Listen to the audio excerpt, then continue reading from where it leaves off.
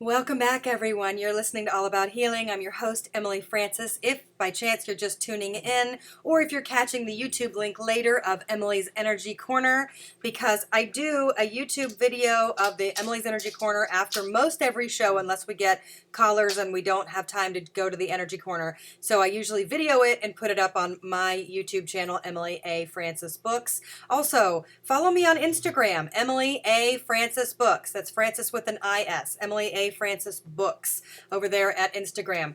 And that way you can shoot me an email and sign up for the giveaway for my new book, Whole Body Healing, Create Your Own Path to Physical, Emotional, Energetic, and Spiritual Wellness. I'll be doing several giveaways, and the way that you can enter is to follow me on Instagram and then shoot me a message on Instagram telling me that you want to be put into the drawing, and then I'm going to draw from a hat and start pulling out several different people and sending you signed copies of the book. So that's the brand new book, Whole Body Healing, Create Your Own Path to Physical, Emotional, Energetic, and Spiritual Wellness. It is a resource guide that I truly believe everybody should have.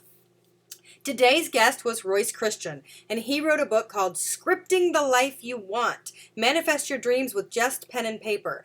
And this book is fantastic. It's a fantastic book. I'm incredibly picky about who I put on the show nowadays, and you have to have a really good book or practice for me to want to really pick your brain and go into it.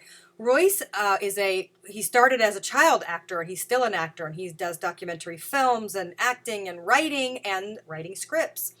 And he's learned how to really manifest the life of his own dreams by writing his scripts, and teaches you in a really simple, easy, and effective way to figure out what you want. What are your wants? And as I talked about on the show, and as I've talked about several times on these shows, you know I have three major questions that you ask yourself if you really want to have your path lit and so that you can become finite on your goals. One is, who are you? I think that's such an important question, because what are you about?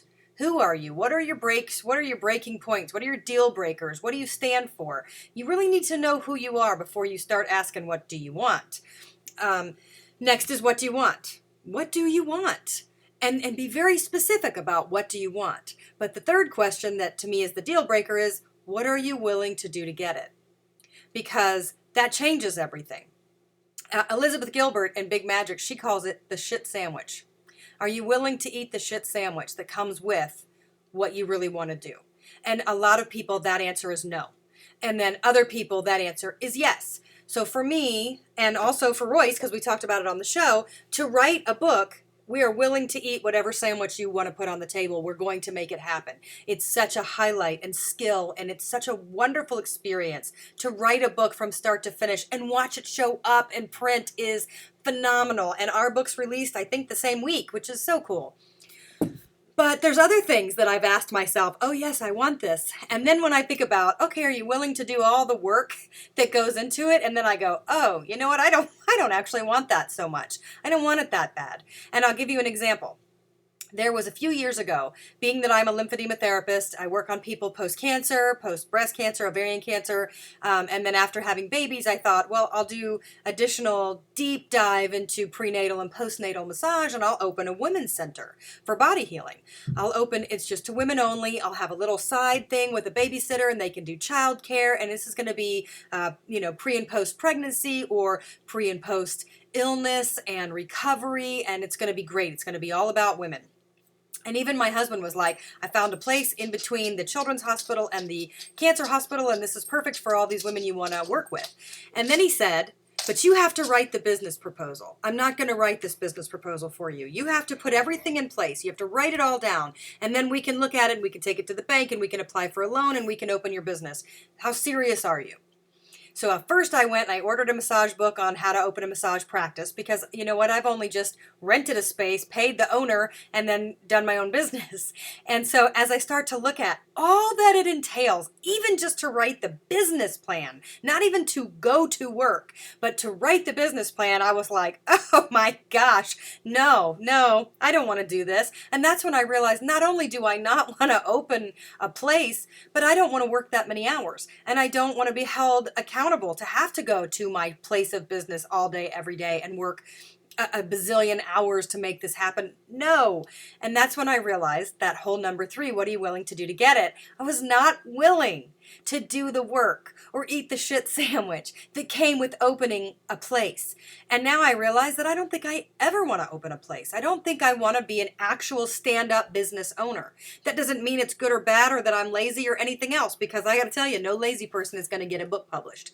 It just is, what do you want for your life based on your set of skills and based on who you are and what your passions really are. So I love this book for that reason, because there's so much about figuring out what you want. And he puts in there on the wants, he has different questions than I do. His are not, who are you, what do you want and what are you willing to do to get it? But on his your wants page, he has these other questions that I wish I would have tabbed before I started this. It was easy to find when I wasn't looking for it, and now I'm having a problem.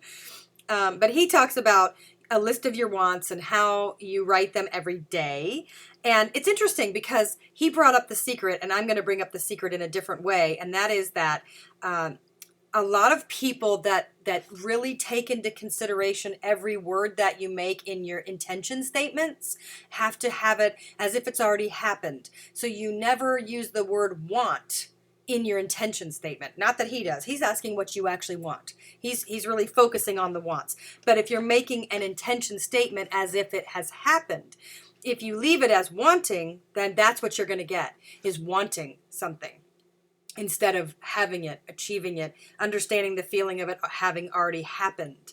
So it's really important when you enter into journaling for the purpose of manifesting and intentions and ritual. I consider these a rituals. I consider these a spiritual practice that you are making with yourself to keep yourself in line. You know, I believe that we're all here for a purpose, and our job is to discover what that purpose is. And when we feel really, really out of alignment from some of these magical gifts that we have been bestowed, we get lost and we feel discombobulated inside our bodies and our psyches and our spirit and our energy, and we don't know why. And then when you find the place that you really want to be, it's like this road that kind of surfs. It's like you're not even just walking anymore, you're surfing, because you're in the groove, you're in alignment with who you are and what you really want for your life, and you're doing it.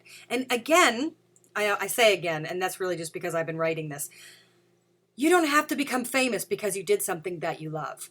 So understand too that even though, you know, we're people that write books, or we are trying to be in the spotlight and out in the public, this is not what everybody needs just because you're achieving your own desire.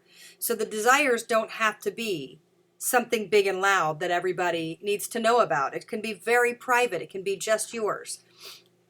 I find myself doing a lot of daily prayers and meditations and mantras, especially around my children or for my children.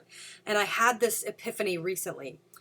And I may have shared it on this, I'm not sure, but I said something about, please let my children do something amazing with their lives. And I had to step back for a minute and go, what does that mean?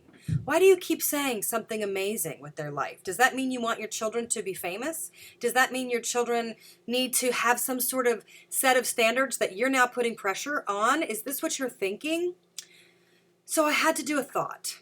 What does amazing mean with your life, with my children's life, with my life? What does it mean to do something amazing? So I replaced the word amazing with purpose. Purpose is what I mean.